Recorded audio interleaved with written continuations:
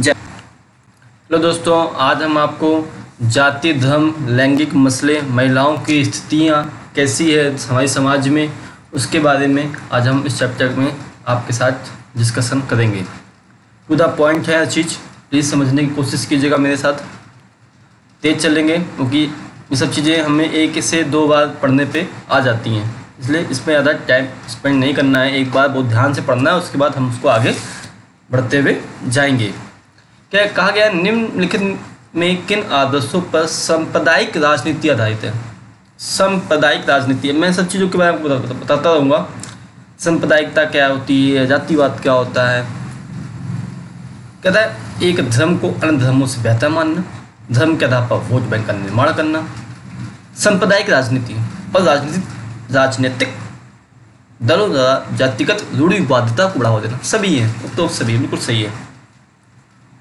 और निम्नलिखित में से किस देश में महिलाओं के सार्वजनिक जीवन में सहभागिता सर्वाधिक है? स्कैंडिनेविया बहुत अच्छा देश है। यहाँ पे महिलाओं की जो भागीदारी है वो बहुत अच्छी है सार्वजनिक जीवन में। 2001 की जनगणना के अनुसार भारत में महिलाओं की साक्षरता दर क्या है? 54%। आपको मत याद कीजिए, बदलती रहती है। कौन सा कथन धर्म और राजनीति के संबंध में गांधी जी के विचारों को प्रदर्शित करता है? धर्म से प्रेरित होनी चाहिए, नहीं, गांधी जैसा बोला ही नहीं भैया, कोई भी नहीं है। मतलब क्या है, राजनीति धर्म द्वारा स्थापित मूल्यों से निर्देशित होनी चाहिए। किससे होनी चाहिए? धर्म मूल्यों द्वारा। कोई भी व्यक्ति रहेगा वो ऐसी बातें बोलेगा नहीं, वो बोलेगा हर चीज़ें धर्म द्वारा स्थापित मूल्यों से ही निर्देशित कीजिए आप। और धर्म के आधार पर भेदभाव ना करने वाले व्यक्तियों को क्या कहते हैं? धर्म के आधार पर भेदभाव नहीं करना है, निरपेक्ष। और धर्म, जिसका कोई धर्म वो ना हो उसे धर्म निरपेक्ष कहते हैं। और भारत के लिए किस प्रकार का विभाजन अप्रत्याशित है? जातिगत विभाजन अप्रत्याशित है, कह ही नहीं सकते। प्राचीन काल में स्त्रियां तक हुआ सीमित हुआ करती थी, कहाँ जाती थी? 4 दीवारों तक थी प्राचीन काल में। निम्न में से किसका आशय लिंग विभाजन से है? किसका आशय लिंग विभाजन से है? समाज द्वारा पुरुष तथा महिलाओं के लिए निर्धारित असमान भूमिका। उस प्रक्रिया को क्या कहते हैं? इसमें लोग ग्रामीण क्षेत्रों से शहरों की ओर पलायन कर रहे हैं, नगरीकरण। क्या कहते हैं? नगरीकरण। औरत और मर्द के समान अधिकारों और स्वयं में विश्वास करने वाली महिला या पुरुष को कहा गया है नारीवाद। क्या कहा गया है? निम्न में से कौन सा तथ्य पारिवारिक कानूनों के अंतर्गत नहीं आता है? पारिवारिक कानून, बच्चा ले सकते हैं, गोद, तलाक है, विवाह है, चोरी डकैती नहीं। समाज द्वारा स्त्री पुरुष को दी गई असमान भूमिकाएं क्या है? लैंगिक विभाजन होता है। भारत में औरतों के लिए आरक्षण की व्यवस्था किन प्रतिनिधि संस्थाओं में है? पंचायती राज की संस्थाओं में है, समझे। 2001 की जनगणना के अनुसार 800 से भी कम पंजाब, हरियाणा, हिमाचल प्रदेश और गुजरात, ये ज़्यादा इम्पोर्टेंट नहीं है। स्थानीय सरकारों में महिलाओं के लिए कितने प्रतिशत आरक्षण की व्यवस्था है? 33। लिंग अनुपात प्रति 1000 पुरुषों पर महिलाओं की संख्या। धर्म को राजनीति से कभी भी अलग नहीं किया जा सकता, महात्मा गांधी ने कहा है। एक ऐसे समुदाय के लोग जो साधारणतः पहाड़ी और जंगली क्षेत्रों में रहते हैं, जिनका बाकी समाज से अधिक मेलजोल नहीं है, क्या कहलाते हैं? अनुसूचित जनजाति। क्या कहलाते हैं? अनुसूचित जनजाति। उस प्रक्रिया को नाम बताइए जो ग्रामीण लोग शहरों के पलायन कर जाते हैं। शहरीकरण। जीवन में उन सभी विभिन्न पहलुओं का जिक्र करें जिसमें भारत में स्त्रियों के साथ भेदभाव होता है। कई जगह होता है, अब कम होता है, पहले होता था।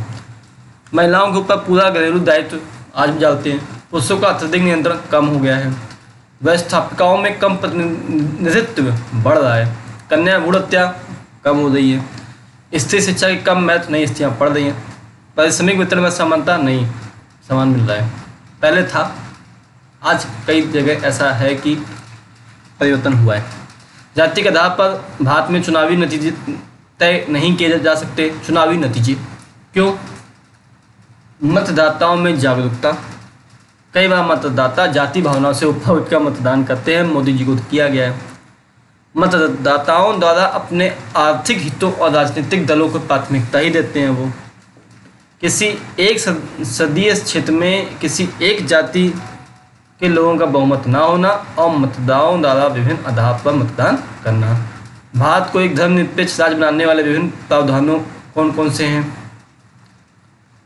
भारत का कोई राजकीय धर्म नहीं है, बिल्कुल बात सही है, हमारा कोई राजकीय धर्म नहीं है। भारत में सभी धर्मों को समान महत्व दिया गया है। प्रत्येक नागरिक को अपनी इच्छा के अनुसार धर्म अपनाने की स्वतंत्रता है हमारे यहाँ। और भारतीय संविधान में धार्मिक भेदभाव असंवैधानिक घोषित किया गया है। समझ गए दोस्तों, हमारे देश क्या धर्मनिरपेक्ष। भारत सरकार ने नारी असमानता को दूर करने के लिए क्या कदम उठाए हैं? कई कदम उठाए हैं। क्या? दहेज को अवैध घोषित किया है, पारिवारिक संपत्तियों में स्त्री पुरुष समान हक दिया है, कन्या भ्रूण हत्या को अपराध घोषित किया है, समान कार्य पर समान वेतन मिलता है और नारी शिक्षा पर जोर दिया। बेटी पढ़ाओ देश बढ़ाओ जैसी योजनाएं लागू की गई हैं। भारत में किस तरह अभी भी जातिगत असमानताएं हैं। छुआछूत की बीमारी वाला कहानी चल रही है, आज भी बर्ताव करते हैं। अधिकतर लोग अपनी जातीय कबीले में भी विवाह करते हैं।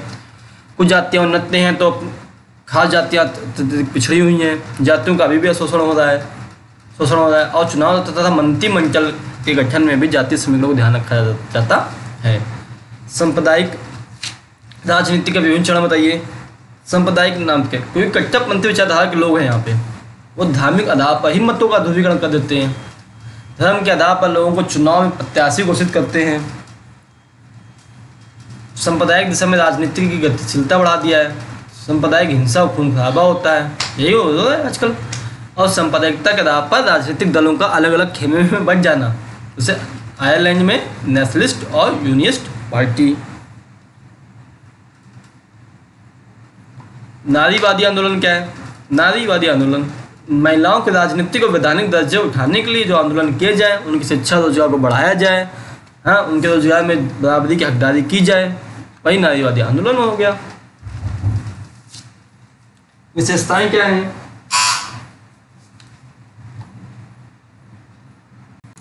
विशेषताएं क्या है? ये आंदोलन महिलाओं के राजनीतिक अधिकार और सत्ता पर उनकी पकड़ की वकालत करता है। तभी आंदोलन बनाया गया नारीवादी, और उसकी विशेषताएं तभी हुई।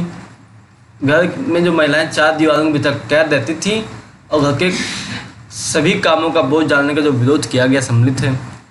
और पितृसत्तात्मक परिवार को मातृ सत्तात्मक बनाने की ओर अग्रसर है। तो आज भी आप देखेंगे सबसे पहले थोड़ा चेंजमेंट हुआ है, फादर का नाम नहीं पूछते, मदर का नाम पूछने लगे हैं। माँ का नाम बताइए। महिलाओं की शिक्षा तथा देश के विभिन्न क्षेत्रों में उनके व्यवसाय सेवा आदि का समर्थन हो रहा है और उनके शोषण के जो हो रहा है उसका विरोध हो रहा है। स्वतंत्रता के उपरांत महिलाओं की स्थिति में कुछ सुधार हुए हैं, परंतु वे अभी भी पुरुषों से काफ़ी पीछे हैं। बताइए, महिलाओं में साक्षरता दर 54% है, जबकि पुरुषों में 76। ये आंकड़े पुराने हैं।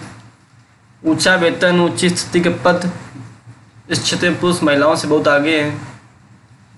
हाँ, लिंग अनुपात भी हो गया है, लेकिन अब लोग लड़कियां हो रही हैं, कोई ऐसा प्रॉब्लम नहीं क्रिएट हुआ। जनप्रतिनिधियों में भी, संस्थाओं में भी महिलाओं की भागीदारियाँ हो रही हैं और महिलाओं में पुरुषों की तुलना में आर्थिक आत्मनिर्भरता कम है। अनुसूचित जातियाँ क्या हैं? अनुसूचित जनजातियाँ क्या हैं? वे जातियाँ जो हिंदू सामाजिक व्यवस्था में उच्च जातियों से अलग और अछूत मानी जाती हैं, जो दलित के रूप में मानी जाती हैं और तथा जिनका अपेक्षित विकास नहीं हुआ, वो अनुसूचित जातियाँ हैं। जनजातियाँ क्या हैं? ये साधारणतः पहाड़ी और जंगली क्षेत्रों में रहती हैं और बाकी समाज से अधिक इनका मेलजोल नहीं है, इनका विकास नहीं हुआ है। अनुसूचित जातियाँ 16.2% और अनुसूचित जनजातियाँ 8.2% है, मतलब इसकी ये आधी है। और जाति के आधार पर चुनाव नतीजे पता ही है आपको, महिलाओं का प्रतिनिधित्व बढ़ रहा है। अभी कहता है कौन से 3 प्रावधान हैं जो भारत को धर्मनिरपेक्ष राज्य बनाते हैं? विशेष धर्म को राजकीय धर्म के रूप में स्वीकार नहीं किया गया, नागरिकों और समुदायों के किसी भी धर्म का पालन करने और प्रचार करने का अधिकार देता है, कहीं भी कीजिए आप। धर्म पर आधारित भेदभाव को असंवैधानिक घोषित किया गया। सांप्रदायिकता क्या है? जब एक संप्रदाय अपने को दूसरे संप्रदाय से श्रेष्ठ समझने लगे और जो लोकतंत्र के मार्ग में बड़ी बात उत्पन्न करता है। जातिवाद पता ही है। सांप्रदायिकता राजनीति के विभिन्न रूपों का वर्णन, कट्टरपंथी विचारधारा है। राजनीति में एक धार्मिक समाज की प्रधानता का प्रयास है, और सांप्रदायिक दिशा में राजनीति की गतिशीलता है, सांप्रदायिक हिंसा और खून खराबा है। आप सभी का बहुत ही बहुत धन्यवाद। जय हिंद।